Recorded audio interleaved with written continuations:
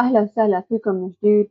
بهالفيديو رح تشوفوا كيف زينت كيك الكاكاو بكريمة الزبدة خطوة بخطوة حتى يطلع شكله مرتب وطعمه ولا أطيب. قبل ما نبدأ مهم كتير تعرفوا إنه بعد ما غلفت الكيك بكريمة الزبدة ضروري نحطه بالبراد حوالي نص ساعة حتى تتماسك الكريمة تماما. هالخطوة ضرورية قبل ما نضيف عجينة السكر أو نكمل التزيين. كمان إذا بدكن الكريمة تطلع لونها أبيض ناصع فيكن تستخدموا زبدة فاتحة أو تضيفي نقطة صغيرة جدا من اللون بنفسجي الجيل. أنا بهالفيديو استخدمت الكريمة بلونها الطبيعي بدون ملونة.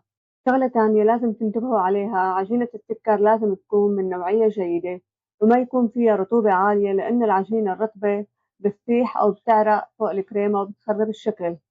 وإذا حابين تعرفوا طريقة صنع عجينة السكر بتلاقوا الرابط بصندوق الوصف. وكمان الفيديو الجاي رح يكون عن طريقة صنع طائرة من عجينة السكر لتزيين الكيك. يلا نبدأ سوا ونشوف كيف زينت الكيك.